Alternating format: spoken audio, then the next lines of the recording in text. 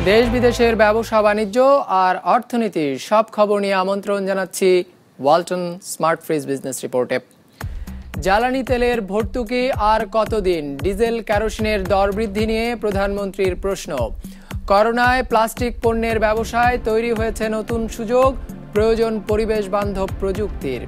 সামনের দিনে প্রক্রিয়াজাত কৃষি পণ্যের বাজার নিজেদের অবস্থান শক্তিশালী করতে প্রয়োজন প্রযুক্তি ভিত্তিক বিনিয়োগ। এমন সব খবর নিয়েই আমাদের আজকের আয়োজন। জ্বালানি তেলের দাম কমালে ভর্তুকি বাড়বে, এতে করে উন্নয়ন ব্যাহত হবে বলেও মনে করেন প্রধানমন্ত্রী শেখ হাসিনা।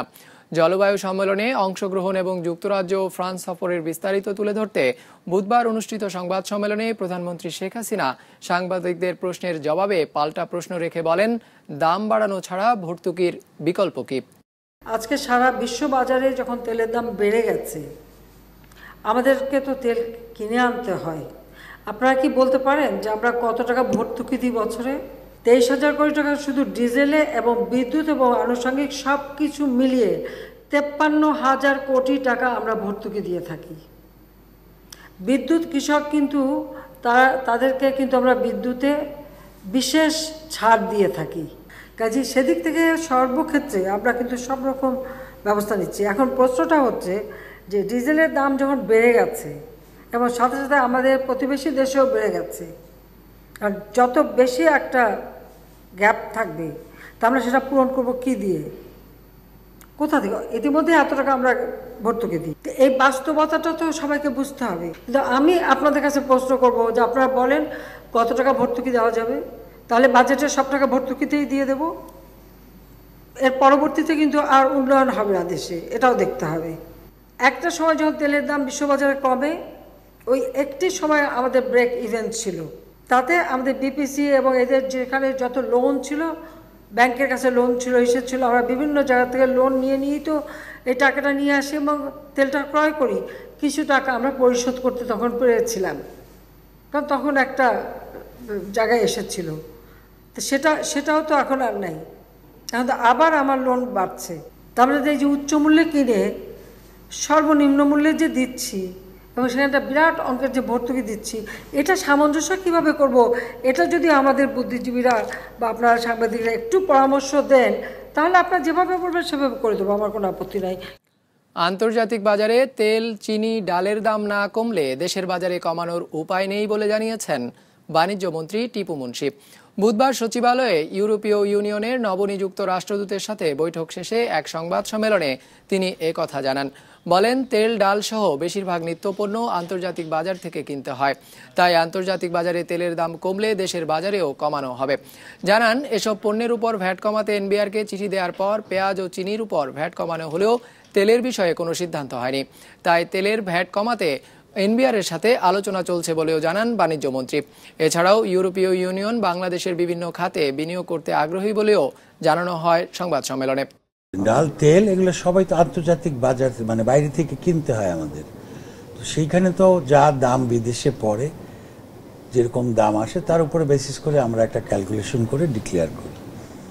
তো সেটা আন্তর্জাতিক বাজারে যদি দাম না কমে নিত্য প্রয়োজনীয় জিনিস, তাহলে আমরা কমাবো কেমন করে? সার্বিকভাবে তো কমানো, আমরা যেটা পারি পাশাপাশি এটা হলো যে ইপিবির মাধ্যমে, আমরা টিসিবির মাধ্যমে আমরা মানুষকে, তৃণমূল মানুষ তাদেরকে দেওয়ার চেষ্টা করতে পারি।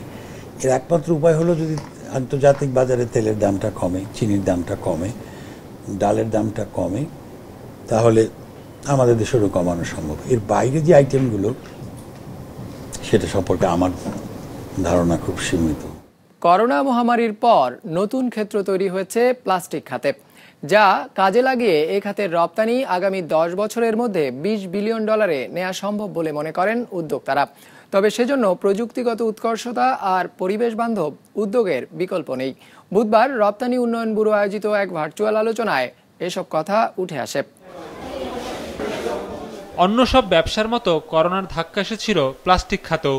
হিসেব বলছে, গেল অর্থ বছরে স্থানীয় বাজারে $40 লাখ ক্ষতি হয়েছে প্লাস্টিক পণ্য প্রস্তুতকারক প্রতিষ্ঠানগুলোর, আর রপ্তানিকারকরা হারিয়েছে $2 কোটি মতো ব্যবসা।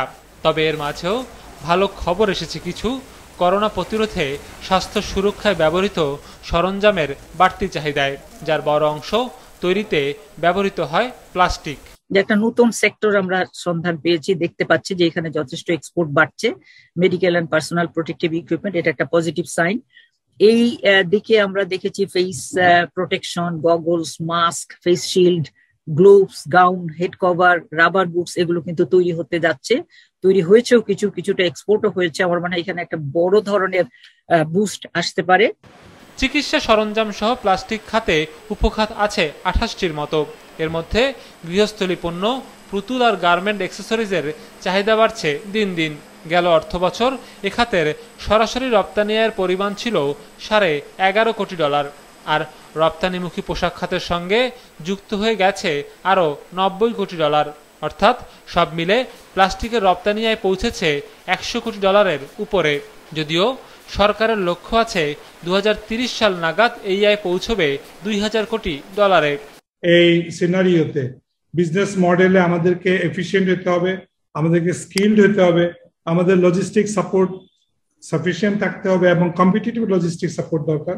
এবং সর্বোপরি যেটা ইম্পর্টেন্ট সেটা হচ্ছে policy support for the government is a very essential.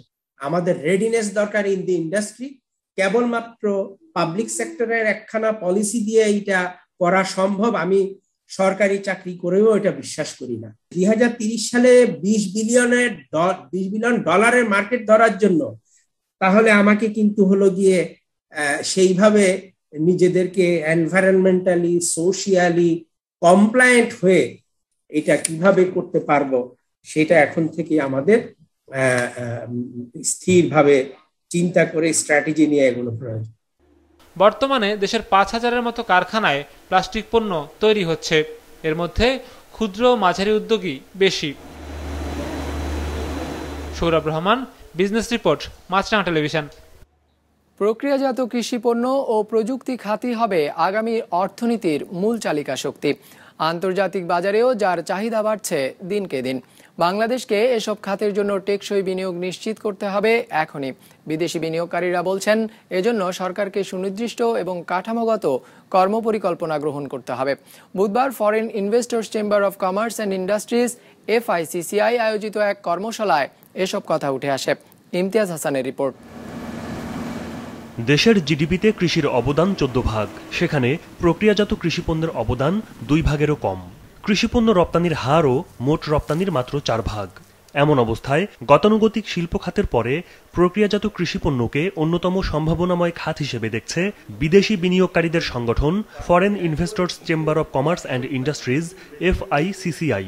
যে আমাদের ফুড প্রসেসিং আমরা যেগুলো হচ্ছে প্রাইমারি স্টেজে আমরা বানাচ্ছি, হারভেস্ট করছি, দেয়ার নট এনাফ স্টোরেজ, কিংবা তারপরে ভ্যালু এডিশন হচ্ছে না, তারপরে গ্রোয়াররা টাকা পাচ্ছে না। সুতরাং বাট অন্য দেশ দেখছি যে এটাকে ফুড প্রসেসিং করে, because of the rapid urbanisation, people are actually going for process food. সুতরাং এইটাতে আমার বোথ লোকাল এবং হচ্ছে এক্সপোর্টের একটা বিশাল বড় সম্ভাবনা আছে। জীবনযাপনের জন্য দেশের মানুষ যে অর্থ ব্যয় করে তার 47 ভাগই যায় খাদ্যের পেছনে। কর্মসংস্থান ও ক্রয় ক্ষমতা বাড়ায় দিন দিন চাহিদা বাড়ছে প্রক্রিয়াজাত খাদ্যের। FICCI এর প্রতিবেদন বলছে 2030 সাল নাগাদ এই খাতের অভ্যন্তরীণ বাজার দাঁড়াবে $580 কোটি।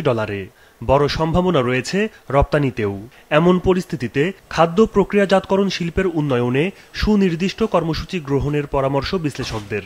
লজিস্টিক্স, কোল্ড চেইন এগুলোর অভাবে আমাদের 30 থেকে 40% বিভিন্ন ইম্পর্টেন্ট ক্রপে আমাদের পোস্ট হারভেস্ট লস হয়। সেগুলোর কারণে আমরা যে এনাফ সাপ্লাই অফ ইনপুটস যদি না থাকে, এগ্রো প্রসেসিং সেক্টর কিন্তু দাঁড়াতে পারবে না। তার জন্য আমাদেরকে logistics, agro logistics, cold chain system সেগুলো ডেভেলপ করতে ইমিডিয়েটলি এগিয়ে যেতে হবে। বর্তমানে 10 কোটির বেশি মানুষ ইন্টারনেট ব্যবহার করছে দেশে, ফলে প্রসার ঘটছে ডিজিটাল মাধ্যমে অর্থনৈতিক কর্মকাণ্ডের। FICCI এর প্রতিবেদন বলছে, ডিজিটাল ফাইন্যান্সিয়াল সার্ভিস ব্যবহার করে দৈনিক 45 লাখ লেনদেন সম্পন্ন হচ্ছে। 2023 সাল নাগাদ দেশের ই-কমার্স খাতের আকার দাঁড়াবে $300 কোটি। এই অবস্থায় ডিজিটাল ইকোনমি এবং গ্রিন ফাইন্যান্সে নিজেদের সক্ষমতা বৃদ্ধির উপর জোর দেয়া হয়েছে। ডিজিটাল তো আমাদের করতেই হবে, because future is actually going towards that. And আমাদের মাথার মধ্যে ছিল employment, so employment creation at the same time আমাদের FDI ফ্লো, এই দুটো মাথায় রেখে আমরা কিন্তু ডিজিটাল ইকোনমিকে আমরা ধরে নিয়েছি।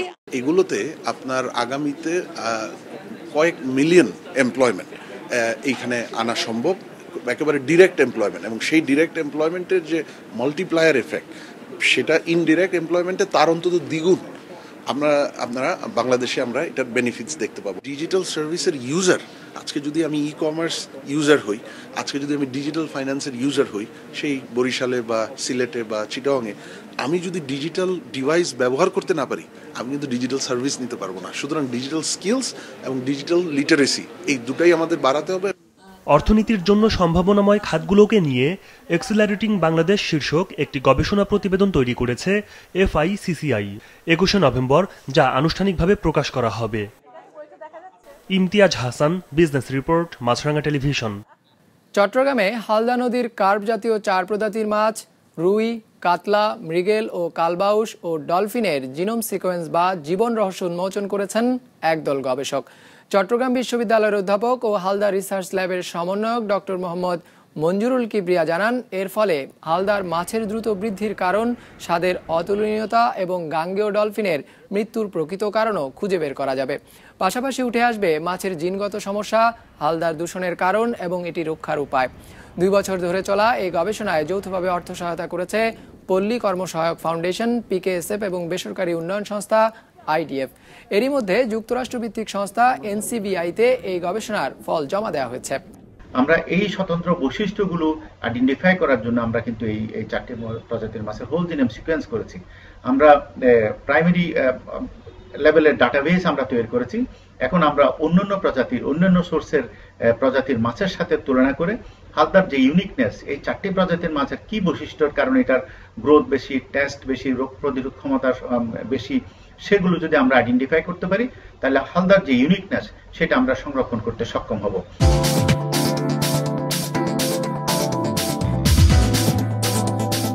ইতিবাচকভাবে লেনদেন শেষ হয়েছে ঢাকার শেয়ার বাজারে। সার্বিক সূচক DSX 4 পয়েন্ট বেড়ে দাঁড়িয়েছে 7060-এ। লেনদেন হয়েছে 1507 কোটি টাকার। লেনদেন হওয়া শেয়ার ও মিউচুয়াল ফান্ডের মধ্যে দর বেড়েছে 152টির, কমেছে 177টির দর, আর অপরিবর্তিত রয়েছে 37টির দর। এবার বাজার নিয়ে বিশ্লেষণ শুনবো অ্যালায়েন্স ক্যাপিটাল অ্যাসেট ম্যানেজমেন্টের। টানা 11 দিন পর মার্কেটে DSX ইন্ডেক্স 7000 পয়েন্টস ডিসপ্লে করে। আজকে মার্কেট টার্নওভার ছিল অ্যাপ্রক্সিমেটলি 1500 কোটি টাকা, which we feel is quite significant, এবং আমরা মনে করি যে দিনের পর দিন ক্যাপিটাল মার্কেটে ইনভেস্টরদের আগ্রহ বাড়ছে। Finally in terms of sector performance, আজকে টপ পারফর্মিং সেক্টরসগুলোর মধ্যে insurance contributed approximately 11% to overall market turnover, pharmaceuticals and chemicals 13%, and banks যা বাকি সব সেক্টরগুলোকে আউটপারফর্ম করে contributed 24.57%. জেনারেল ইলেকট্রিক, তোশিবার পর এবার জনসন অ্যান্ড জনসন চলতি সপ্তাহে এই নিয়ে তৃতীয় কোম্পানি হিসেবে ব্যবসা ভাগ করার ঘোষণা দিল বিশ্বের সবচেয়ে বড় স্বাস্থ্যসেবা পণ্য উৎপাদনকারী কোম্পানিটি। ফার্মাসিউটিক্যাল ও চিকিৎসা সরঞ্জাম থেকে ভোগ্যপণ্য ব্যবসা সম্পূর্ণ দুটি আলাদা কোম্পানি করতে যাচ্ছে J&J। কেন এ বাটোয়ারার সিদ্ধান্ত আর কোন নামে মিলবে জনসনের পণ্য, বিস্তারিত থাকছে ডেস্ক রিপোর্টে। 135 বছরের ব্যবসার ইতিহাস জনসন অ্যান্ড জনসনের। এখন থেকে সম্পূর্ণ দুটি আলাদা কোম্পানিতে ভাগ হয়ে যাচ্ছে এটি। মার্কিন কোম্পানির বহুল ব্যবহৃত প্রসাধনী সামগ্রীর ব্যবসা থেকে আলাদা করা হচ্ছে ওষুধ এবং চিকিৎসা সংক্রান্ত পণ্যের ব্যবসাকে। চলতি বছর J&J'র করোনা ভ্যাকসিন, ক্যান্সারের ওষুধ আর সার্জিক্যাল টুলসের বিক্রি পৌঁছেছে $80 বিলিয়ন। পুনর্গঠনের সিদ্ধান্ত অনুযায়ী ফার্মাসিউটিক্যাল ও চিকিৎসা সরঞ্জাম বিভাগে নতুন সংযুক্ত হবে রোবোটিক্স ও কৃত্রিম বুদ্ধিমত্তার মতো উন্নত প্রযুক্তি। এর নাম থাকবে জনসন অ্যান্ড জনসনই। এর নেতৃত্ব দেবেন নতুন প্রধান কার্যনির্বাহী কর্মকর্তা। You contrast that with the heavy regulated, significant scientific investment in pharmaceuticals and medical devices, where the decision is really still remains with the physician and the patient to achieve that best outcome for health calamities. তবে প্রসাধন সামগ্রীর ব্যবসা পরিচালিত হবে নতুন নামে। চলতি বছর অবশ্য এ খাত থেকে ব্যবসার পরিমাণ মাত্র $15 বিলিয়ন। এখন পর্যন্ত নতুন এই কোম্পানির নাম ঠিক না হলেও ময়শ্চারাইজার, শ্যাম্পুর মতো পণ্যের উৎপাদন ও বিপণন করবে এটি। কোম্পানির সবচেয়ে আলোচিত এবং বিতর্কিত ট্যালকম পাউডার নিয়ে বেশ কয়েক বছর ধরেই আইনি চাপ বাড়ছিল। সবশেষ হিসেব অনুযায়ী এটি নিয়ে প্রায় 40,000 ক্ষতিপূরণ মামলা জমা পড়েছে। অক্টোবরেই এসব মামলার দায় সামলাতে আলাদা একটি ইউনিট করেছিল জে&জে, যেটি আবার কিছুদিন পরেই দিওয়ালিয়া ঘোষণার আবেদন করেছে। ব্যবসা পুনর্গঠনের সাথে এসব আইনি জটিলতার কোনো সম্পর্ক নেই বলে জানিয়েছে কোম্পানিটি। বিশেষজ্ঞরা বলছেন, জিএসকে এবং ফাইজারের মতো ওষুধ ও চিকিৎসা সেবা দেওয়া কোম্পানিকে টেক্কা দেওয়ায় জে&জের মূল টার্গেট।